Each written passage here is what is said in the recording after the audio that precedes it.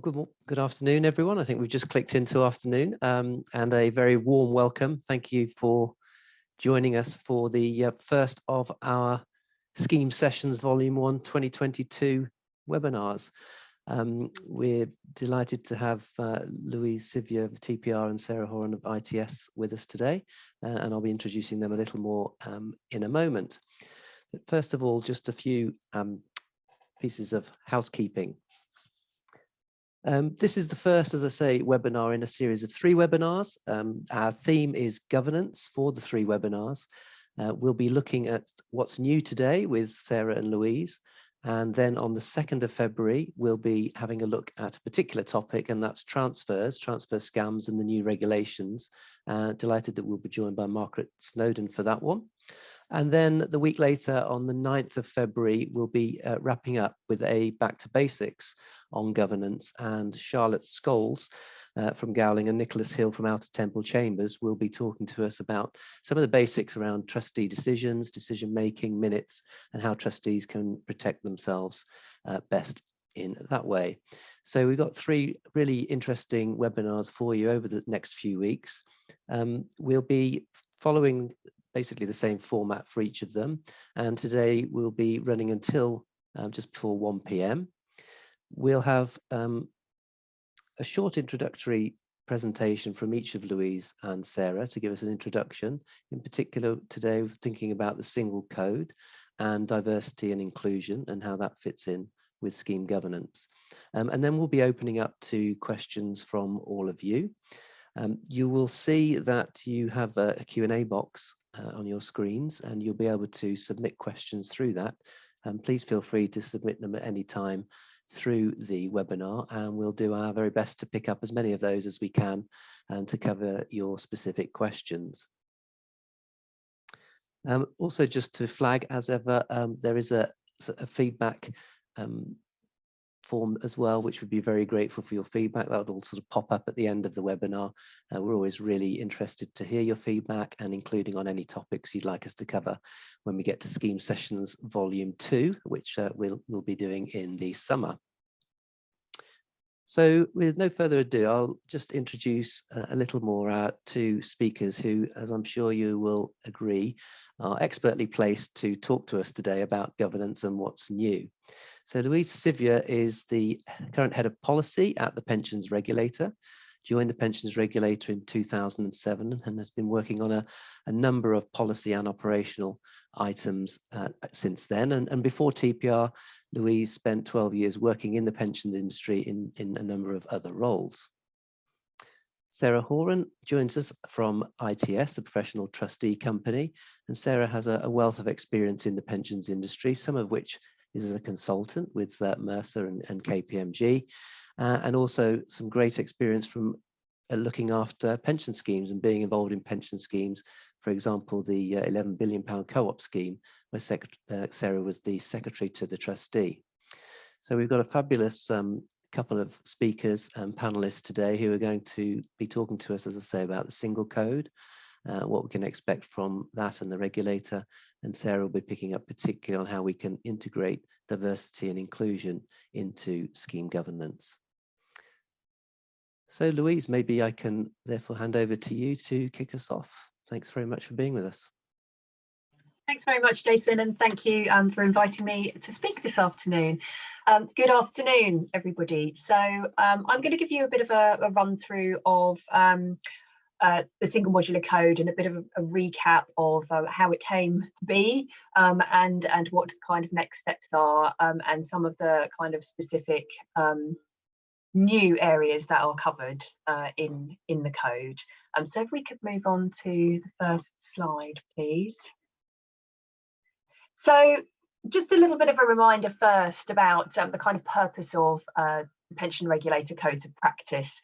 So obviously, the way that the Pensions Regulator is set up, it means that we have our legislative framework that is set by the DWP, and we operate within that.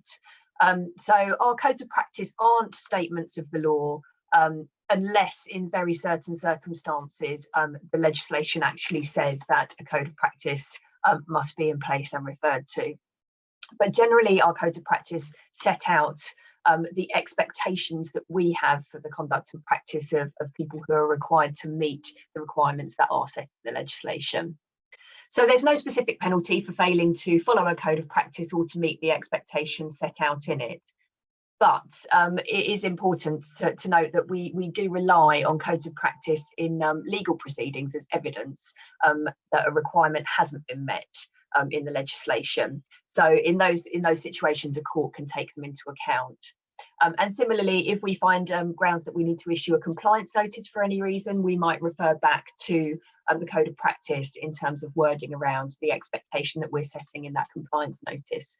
So that's just a little bit of background to kind of set, what the purpose of codes of practice are and what their status is.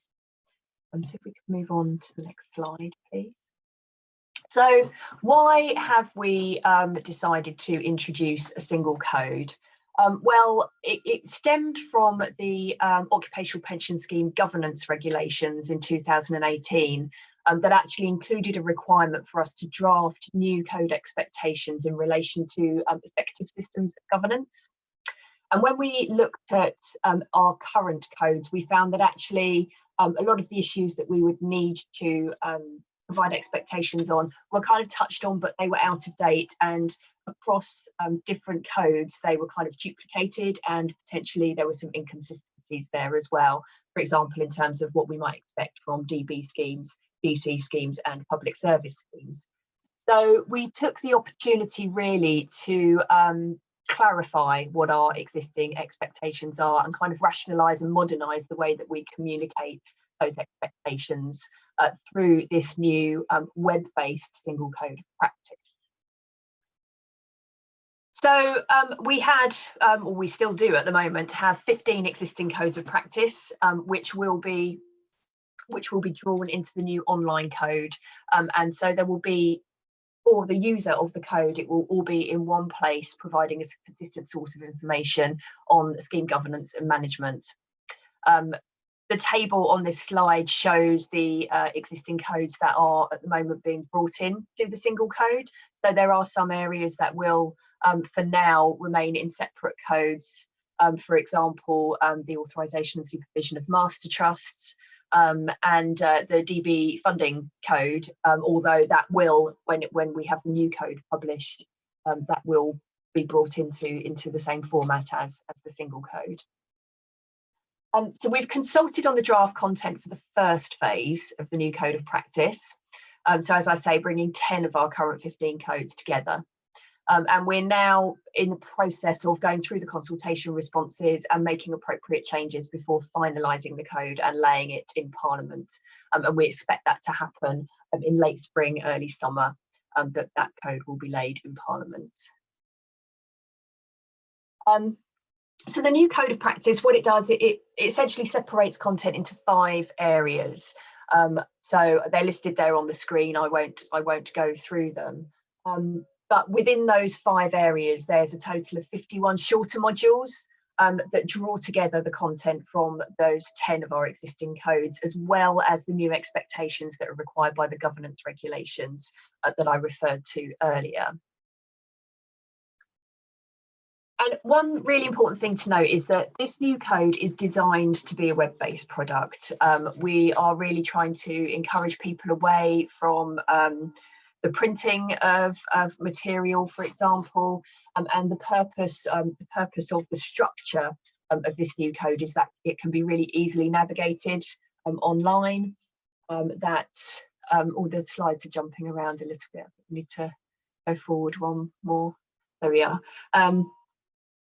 Yeah, so they can be navigated really easily online. It should be really easy to find the specific content that you're looking for, and the headings are nice and clear, and you can easily jump to different bits of the code. And the reason we've done this is that we know from feedback that people value ease of use, and in particular a really efficient search system. So that's what we've really focused on for this new product. And user testing will of course be taking place to ensure that it meets needs. So we've consulted on the content of the draft code of practice, but actually there is a accessible version of the web-based of the web-based code on our website, which is still available there for people to go and have a look at, have a play around with, and you can still provide feedback to us on issues around the actual web design and the usability of it, even though the consultation on the content has closed. So that can be found on our website, and feedback can be given by the email address that's on the screen there. We can forward.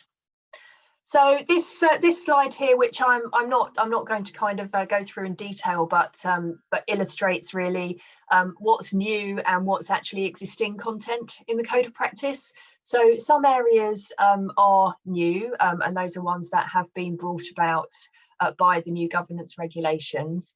There are some things that appear as being new for particular types of scheme, but in actual fact they have been existing for other schemes in a Code of Practice for some time. So for example, the role of the governing body, so that was covered in some detail in our DC Code of Practice that we issued in 2016, but there wasn't a kind of equivalent for DB, although actually in practice there isn't any discernible difference between the expectations we had. They just haven't been codified across all schemes. So so that table there just kind of illustrates, and if you're interested, then in the on the consultation page on our website there is a document there that shows the actual origin of different bits of the Code of Practice, so you can see kind of where new bits of the new code have come from in relation to the codes that were existing before. And I'm conscious that I've mentioned a number of times there this term governing body, and that is a new term that has been introduced in this Code of Practice, and it is intended to capture the relevant terms across public service schemes and private occupational schemes as well. So rather than talking about trustees and scheme managers, where we've got expectations that apply across the board, we're referring to the governing body so that it's clear that applies. It's a fairly generic, easily understood term in terms of everyday language, that actually that's who that expectation applies to. If we could move forward. So effective systems of governance. So this was the kind of the new requirement brought in by the governance regulations. Before we had requirements around adequate internal controls, for example, and having adequate systems of governance, but this key term, effective systems of governance, actually is a little bit of a game changer, because it now means that it's not really just about making sure you've got the right documents down, that you've got the right controls recorded and identified. This is about checking that what's in place is actually effective and is actually working as is intended to work. So this is what the new requirement is, and it applies to most occupational schemes. It's for schemes with more than 100 members to have and to operate an effective system of governance. And there are various processes and procedures that an effective governance system should have to make sure that it's compliant. And we have included an index in the single code pointing to all of the different areas that need to be complied with in order to meet the effective system of governance requirements, and that's shown in this table on the slide. I believe these slides will be made available to people after the event, so that so you can refer back to this, but actually this information is all on our website within the single code consultation page as well. We could move forward. And the other new requirement that the governance regulations introduce is the introduction of the own risk assessment. So this is really a regular process requiring the governing body to assess the effectiveness and the risks of their system of governance. So the two link together. There are some requirements around the timing of the preparation of the first own risk assessment. And then each subsequent risk assessment should be carried out and documented within 12 months of the last one, and reviewed whenever there's a material change in any of the risks to the scheme or to its governance process. So this is designed to be a kind of ongoing process for trustees, and we have created a module that acts as an index for the elements that we expect the ORA to consider in the same way that we have for effective system of governance. So this is a new requirement, and it is one that I'm aware there'll probably be several questions on today. So I won't give too much away at this stage. I will save those for the questions or for the answers. So that was it from me at this stage. So I'll hand back to Jason, I think. Yeah, great. Thanks, Louise. That was that's excellent intro to single code and ORA, and I'm sure there'll be lots of codes on the ORA in particular, as you say. Okay, so before questions, we'll move on to Sarah, please, to talk a little bit about diversity and inclusion and how we bring that into play in the trustee world. Thanks, Jason. So I'm going to spend a few minutes reflecting on diversity and inclusion, and in particular, focusing on the practical steps that trustees can take. So what do we mean by diversity and inclusion in the context of pension schemes? Well, there are two aspects: how our schemes can best meet the needs of a diverse membership, and how we can improve decision-making on trustee boards by increasing diversity and inclusion. In considering diversity, we often focus on three characteristics: gender, age, and ethnicity. But diversity can cover a broad spectrum, including religion, beliefs, sexual orientation, economic and educational background, physical and cognitive differences. I've worked in the pensions industry all my career and attended many trustee meetings where I'm the only female in the room. And whilst this happens perhaps less frequently now than at the start of my career, it still occurs and is a situation that will be recognised by many. And other representative groups will have similar experiences. So I'm going to focus on two aspects and identify some practical steps which you can take to broaden the diversity and improve the inclusivity of your board. Firstly, what steps can you take to make your board more diverse? Well, it's good practice for trustee boards to identify their skills gap as part of the selection process for new trustees. And as an extension of this process, trustees can also assess the diversity of their board and consider how they may increase this diversity. We can then need to consider how to attract interest in the trustee role from a broad spectrum of candidates, whether for employer, member nominated or independent trustee roles. It's important to debunk any myths by explaining in simple terms what the trustee role is and what it is not. Some schemes approach this by offering basic training as part of the pre-selection process, or by encouraging potential candidates to speak informally to current trustees to hear firsthand what the trustee role entails. Recognising a wide range of motivations which different potential trustees may have can help highlight the benefits of the role for candidates. What's in it for me? And historically, we've generally viewed the motivation to be a trustee to be altruistic, but the reasons why someone wants to be a trustee can be very varied. And for example, those in the early stages of their career may be attracted by the career development opportunities, such as gaining experience of working on a board and raising their profile. Where the scheme sponsor is further advanced in developing its corporate D&I policy, trustees can often learn from that experience, such as how best to communicate and engage with the workforce. We've seen trustee clients who have worked with their sponsor to overhaul their communications through a D&I lens, significantly increase the trustee candidates from a much more diverse backgrounds than had previously been the case. And finally, as part of the selection process for new trustees, we need to reassure potential candidates that training and support will continue to be provided throughout their term. A structured induction programme is a good start and gives the basic foundations. This can include completing the regulator's toolkit and one-to-one discussions with key personnel involved in managing the scheme, such as advisors, the chair, the scheme secretary.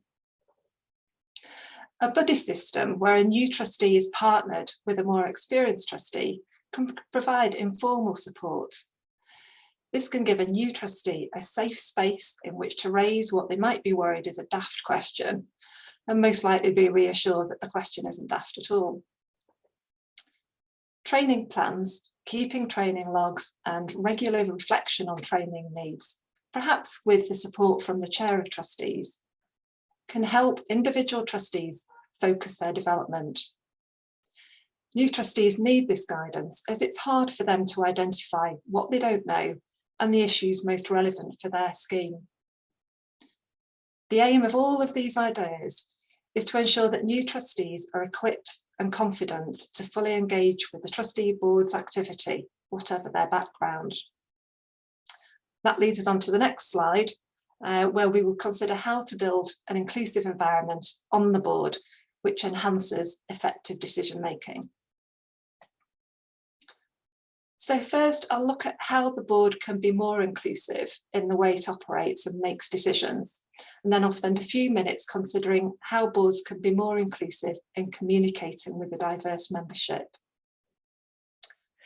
The chair's role is critical in setting the agenda and developing an inclusive environment and culture. The chair's approach sets the tone, can foster and build an inclusive discussion. Chairs should check that all trustees understand the relevant factors to consider in making a decision. They should invite all trustees to share their views, perhaps asking the less experienced to comment first. The chair may invite comment from other trustees before expressing their own views, and may replay in straightforward terms the key messages from a piece of complex technical advice, summarising the key decisions for the board to consider, explaining why each is important and relevant. As many boards are at the start of understanding and considering D&I, training can help raise awareness. Learning from the sponsor how they've developed their own D&I policy can bring some aspects to life for the trustee board. One trustee client who took this approach found it generated an interesting discussion for the trustees, as it widened their understanding of the day-to-day experiences of different minority groups. As D&I covers a huge array of topics, training could also be considered on specific aspects, and as an example, to consider the impact of unconscious bias. Advisors also have an important role in supporting the board's inclusive decision-making. Their experience of working with other schemes can provide a broader perspective. They can provide challenge to address any groupthink and could, for example, play a devil's advocate role in trustee discussions and support the chair in ensuring that all trustee views are heard. In addition, the advisors will have their own diversity policies and may bring additional diversity to the board. How trustees communicate their decisions to their diverse membership is really important and probably a subject for a session in its own right. Understanding the membership is key, but might not be easy to achieve. Trustees usually understand basic member demographics, but a more in-depth analysis may be helpful, particularly for DC schemes where the benefit provision is not a one-size-fits-all. Visibility of issues which are high on the members' agenda, identifying any sections of a membership which have specific needs, and understanding the members' preferred medium for communications are all helpful at improving the quality and inclusiveness of communications. Trustees have a number of tools at their disposal. Data analysis, surveys, focus groups, and member meetings can all help gain a better understanding about the diverse needs of their membership. The method of communication can significantly improve accessibility.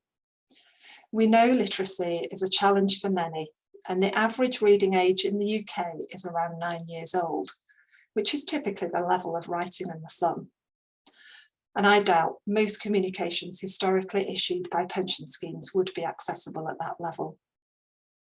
But the increasing use of video benefit statements has been a positive step and is often well received by members and helps to overcome some of these challenges. Trustees often spend a long time carefully crafting member communications, but they may be issued into a vacuum. So obtaining feedback from members can be incredibly insightful and help trustees make their communications more impactful across the whole membership in future. We're all building our awareness and understanding, and hopefully this has given you a few ideas on how to improve the diversity and inclusivity on your trustee boards.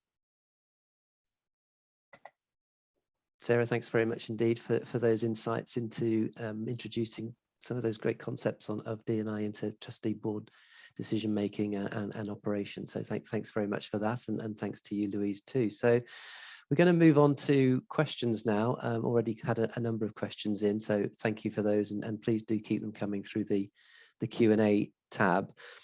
Louise, if I could just start with you, just had a very specific question about whether or not TPR might use an app approach to the single code. Yeah, I'll be honest, I'm not aware whether that is something that we have specifically considered. I say that, I'm very sure our comms team will have considered it, but I'm not aware it's something that there are plans for at the moment. But the code itself is fully accessible via browsers on all devices, basically. So it's not something that you can only kind of use on a laptop or computer. It is fully accessible and configured so that it works well on devices too. But actually, that's a very interesting question that I'm going to ask. I'm going to ask our comms team if that's something we thought about doing. Great, thanks. And we're also getting some questions around sort of timing. So in terms of what we've had so far in phase one, I guess, and what next? What sort of timescales might we expect to see the further revisions of the code, guidance, and so on?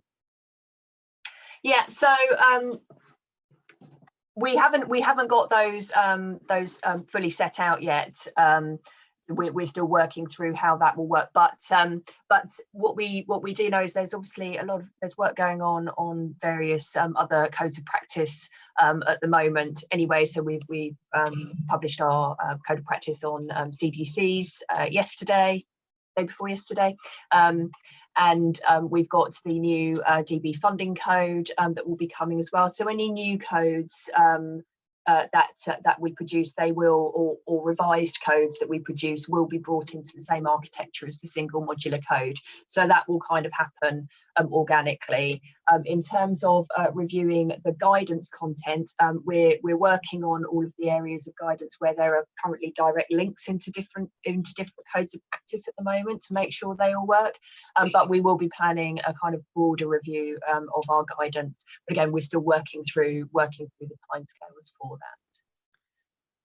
So is it the case that schemes might sorry, a bit of echo there. Schemes might be expecting to kickstart from the summer with a final code that they can start? They'll need to start thinking about doing the aura and so on to kickstart that process. Yeah, so our aim is to have the final version of the code of practice laid in Parliament before summer recess. So that will mean after it's sat in Parliament for the 40 days that it will be coming into force in the autumn, but that it will be there published for trustees to see, or for governing bodies to see from early summer. Okay, no, that's really helpful, thank you.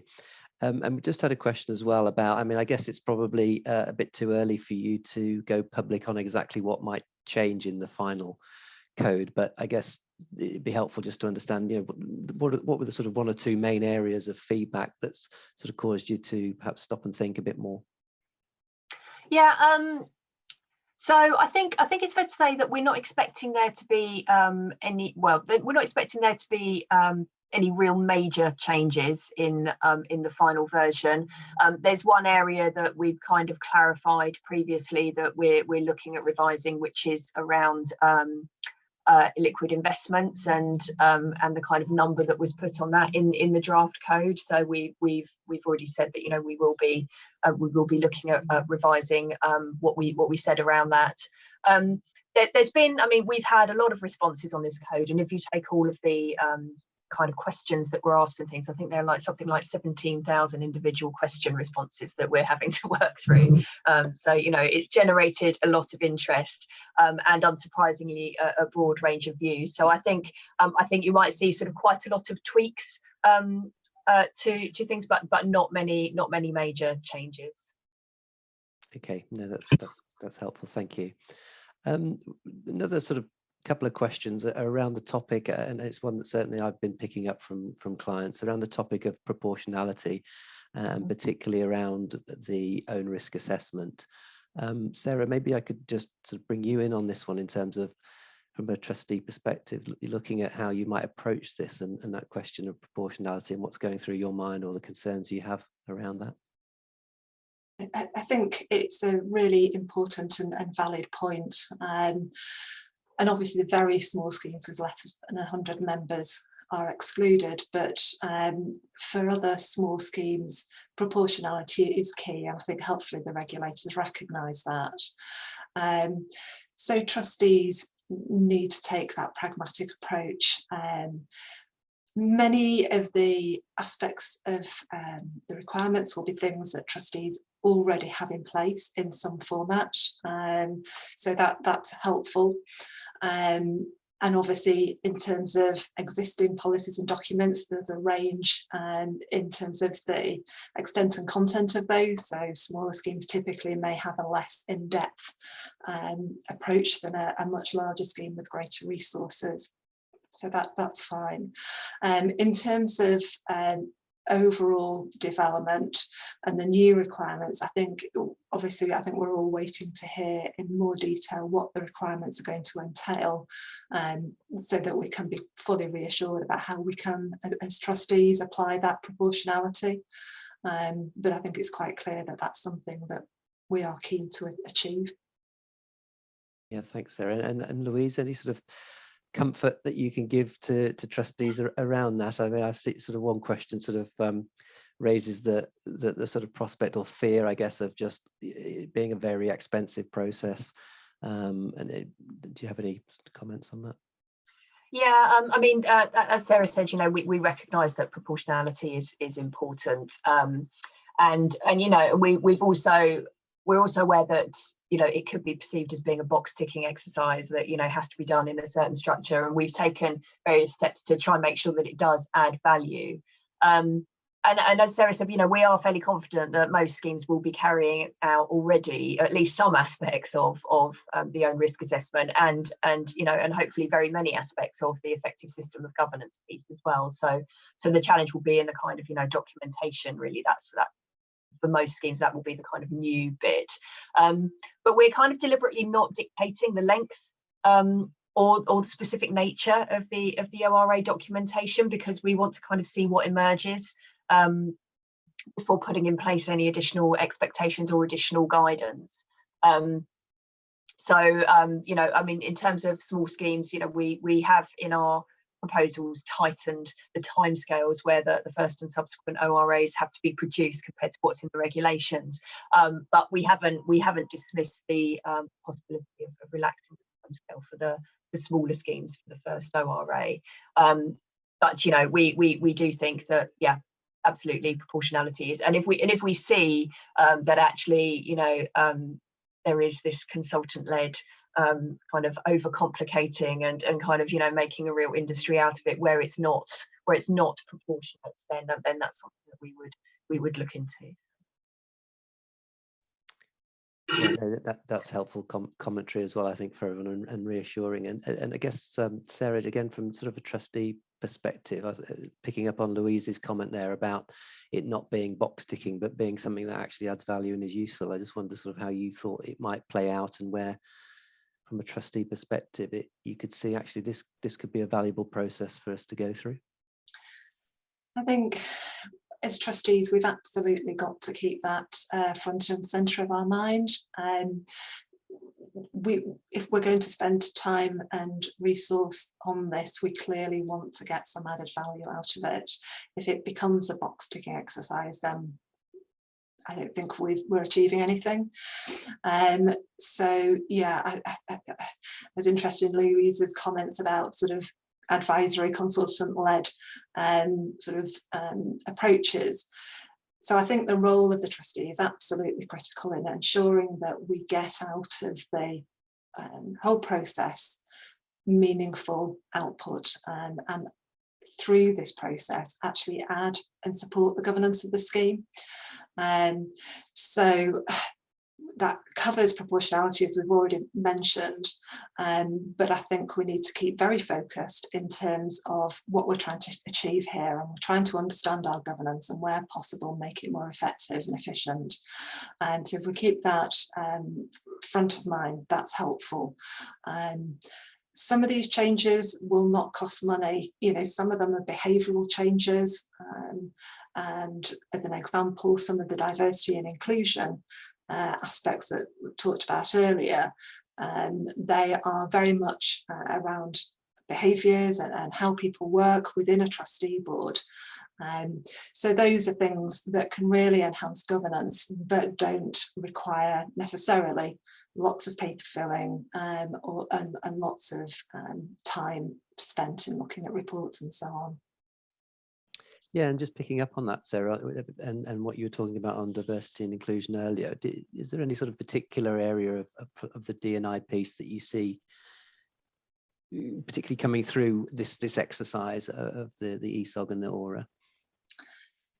Yeah, I mean, D&I underpins everything that we do in terms of behaviours as trustees and how we manage the scheme. We've covered a couple of aspects today, but there's many other aspects. For example, in terms, looking at the scheme rules and how they operate, and is there any sort of concerns there that they're not sort of appropriately diverse? So, but I think two particular aspects probably jump out. And firstly, Louise mentioned around management of governing bodies. So that will cover both the composition of trustee bodies, but also how they operate in meetings, how they make effective decisions. And then probably the other sort of very obvious area is around effectiveness of member communications. And again, as trustees, are we appropriately meeting the needs of our members and communicating in a way that's effective and accessible to those members? So I think those are two very easy ways that, or very obvious ways that D&I could underpin the work that we do here. That's really helpful and useful, I think, then for all sort of sizes of schemes as well, because that gives even perhaps smaller schemes with less resources something that maybe they can focus on. And Louise, from the regulator's perspective, how do you see the D&I fitting into single code, and will you expect to issue more guidance around how trustees can bring D&I features into governance? Sure. Yeah. So yeah, as Sarah said, I think there's very little argument against the fact that diversity and inclusion on trustee boards is a good thing and makes for better decisions. And it's something we've hinted at in the draft code, but not something that there's lots of detail on in the code. But having said that, we do have a kind of separate work stream that is looking specifically at equality, diversity and inclusion, in particular on trustee boards. And we have a sizable industry group actually that's divided into a number of subgroups who are looking into kind of different areas in this space, and the intention is that we will produce off the back of that more guidance and set out clearer expectations for trustees around diversity and inclusion. So yeah, there's a lot more that we can and will say in the future on this, but that work is being developed at the moment. And I think the point about member communications is a really important one. That's something that we explored in our discussion paper that we did jointly with the FCA on the consumer journey, kind of looking at, and that came out as a very strong theme in the responses to that. So absolutely, that's a very important area. So yes, I think you can expect to hear more from us on diversity and inclusion in the future. Great, thank you. We've got a couple of questions on a couple of sort of more specific topics. So the first is around the concept of a remuneration policy that comes through the single code as a sort of new requirement. Louise, maybe just start with you on that in terms of what sort of things you're anticipating will be covered by a remuneration policy. Yeah, so this is a tricky area to provide a firm response on, partly because this is actually an area that we have received a lot of feedback on in our proposals. So we're considering that, but also because it's going to be quite specific to the scheme circumstances. So I'm not going to, kind of provide spoilers for what's going to be in the final response. I can't do that at this stage, but the intention behind it is that it's a useful resource for the governing body to help understand the fees that they're paying and in particular how they're being agreed. There's a lot of focus on value for money at the moment, particularly in DC schemes, and you can argue that the remuneration policy is one important strand in helping schemes understand if they're getting value for the services they're paying for. So it doesn't necessarily, we're not kind of talking about accounting for every last penny, but it's about setting up the principles that governing bodies follow when they're sourcing service providers. Thank you. And Sarah, from a sort of trustee perspective, is the concept of a remuneration policy something that you see in action before? So it's not new, or do you see this is something new, or just something to have to reformulate that you've already got? I certainly work with schemes who already and have had for some time a remuneration policy in place. And there's probably a couple of reasons why those boards have done that, and I think one is around clarity and transparency, and secondly, I think to Louise's point around value for money and understanding the appropriate use of scheme assets. So for many schemes this won't as a concept be new. Obviously for some schemes it will be, but there is a sort of tried and tested path there. I think what we obviously wait to see is, as Louise has just mentioned, if there's any more detail that sort of would overlay on what you might already see as a typical remuneration policy, in the future, is more detail or different detail going to be required, and that's obviously something that we'll need to wait and see. Thank you. And another specific topic that's come up in the questions is around the interaction of the ORA and risk registers. And again, I think people are sort of just kind of grappling with their own mind about how, we've got these different things going on. How does one feed into the other, or another, and how do they link together? So Louise, if you have any thoughts on that one. Yeah, so the risk register and the ORA, they are separate beasts, although linked. So the risk register really helps identify and record the risks that the scheme faces, and also the mitigations that are put in place and any other risk management activity that the governing body might undertake. But the ORA is a regular process that means the governing body needs to assess the effectiveness and the risks specifically to their system of governance. So it's sort of the final check that everything is working as intended. So, the kind of risks that have been identified and the mitigations that are there, are they working in practice? Are they effective? Essentially, that's kind of how the two play together. And Sarah, from your perspective, does that sort of make sense? How that you can sort of envisage how that will work out? Yeah, I mean, it does make sense, but I think it's going to be quite tricky for, as we said, for everybody to sort of grapple and sort of get their heads around the two distinct risk approaches. I think the way I'd look at it is really focus the ORAs around that effectiveness of the governance. So it's perhaps includes behavioural as well as sort of precise metrics and controls and risks, whereas a scheme risk register is less likely to include those behavioural aspects, but more likely to be focused on very specific data, measurement, SLAs, risk targets, and so on. But yeah, I think what we need to work through is how we make sure that both documents are fulfilling the purpose that they have, and we don't lose anything there, but really keen to avoid duplication, and so finding a streamlined way, again back to it's relevant for all schemes, but in particular for small schemes, we need to make sure that we find a streamlined way of providing both of these documents, but in a manageable and proportionate way. Thanks.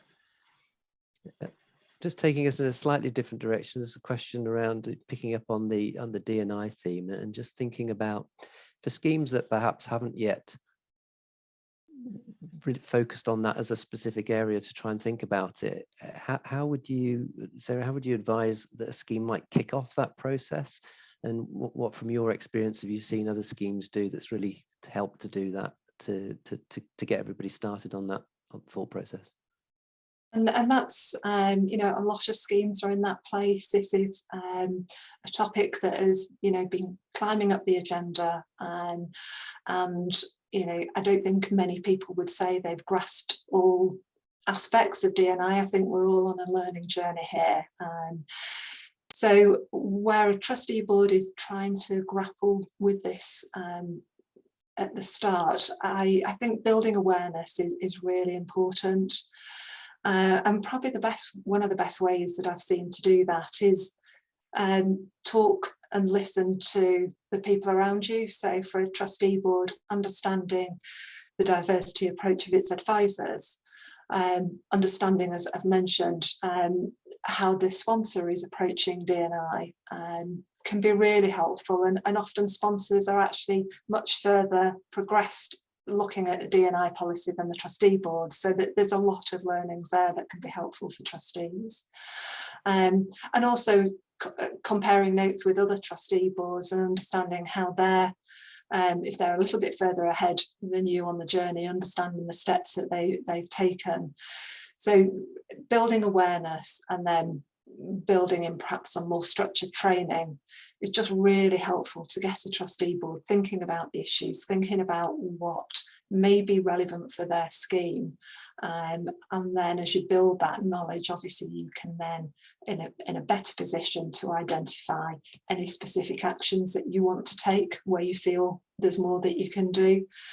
So I think probably one of the key messages is, you know, just make a start, because it's quite potentially a daunting and complex topic.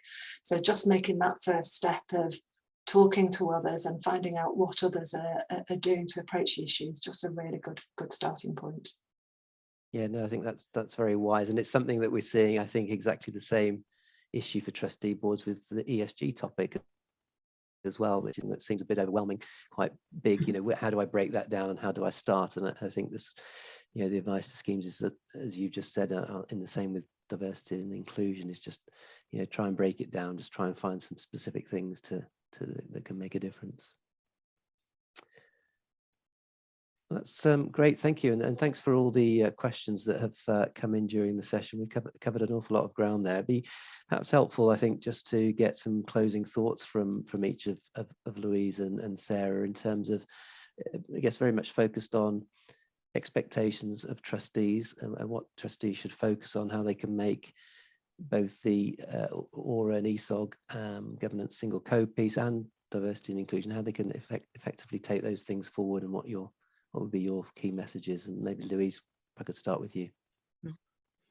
Sure, and I think, you know, the kind of key message for me is that it might seem, you know, kind of a little bit overwhelming with the new code and kind of, you know, everything suddenly being in one place, kind of laid bare, if you like. But in reality, you know, a lot of the expectations aren't new ones.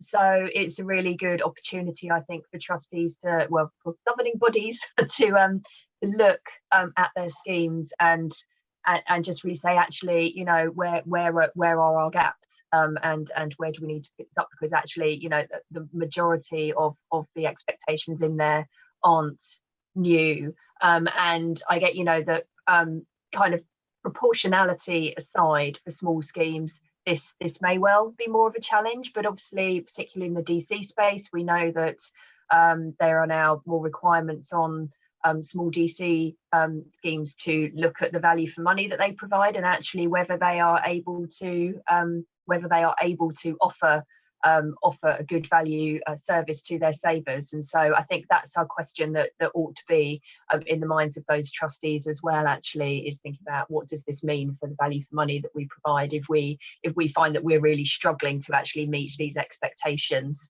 and really have a look at you know, what their next step should be there. So But yeah, so I think that would be my key message. And on the D&I side, I mean, I think, you know, it's fair to say that this is an area where everybody is learning, and I think that is the important thing, is to continue to continue, as Sarah said, to build our own awareness about the different issues and the different solutions that might be there, and that's exactly why, you know, at TPR we have kind of gathered a group of people that have been thinking about this, and you know, and have different ways of approaching things, and trying to kind of bring that thinking together, so that we can kind of share that more widely across different schemes, and have some more consistent and creative you know, kind of practice out there about how to deal with some of these issues and improve diversity and inclusions. Those would be my closing thoughts. Thank you. Thank you, Louise. Sarah? So I think for trustees, what we really want is we want to be effective trustees, with trustee boards making good decisions, timely decisions, in a way that benefits our diverse membership, and working with our sponsors in making those decisions. So, you know, that's the core of what we're about as trustees. So I think if we can approach both diversity and inclusion and the single approach with that in mind, we're looking through thinking about diversity and inclusion. It underpins everything that we do as trustees, our approach. But if we look at it in terms of how can we help and make better decisions, how can we improve the effectiveness of our decisions by increasing our diversity, being more inclusive, and how can they, as we go through the various exercises that, you know, we've talked about through the single code, as we go through that process, how can we draw out of that benefits that will enhance our governance and enhance our effectiveness and our decision making. I think if we can keep that in focus, you know, for all these approaches, I think we won't go far wrong, and it should avoid us sort of losing focus and spending time or costs unnecessarily. Fantastic. Thank you both for those helpful closing comments, and thank you both indeed for being with us for this session this afternoon. Really helpful thoughts, and I'm sure we'll have left everyone in the audience with something to take away on a couple of topics which are going to be big topics for trustee boards over the coming year and years ahead, both of which interact as well. So many thanks, Louise and Sarah. Many thanks to everyone in the audience for being with us today. Thank you for your questions. As I mentioned at the beginning, if you could complete the feedback form, we'd be very grateful indeed. And I very much hope that we'll see many of you, all of you, on the 2nd of February for the second webinar, which, as I mentioned, was with Margaret Snowden, and we'll be talking about transfers in particular. Have a good afternoon, everyone. And once again, thank you to all of you. Goodbye.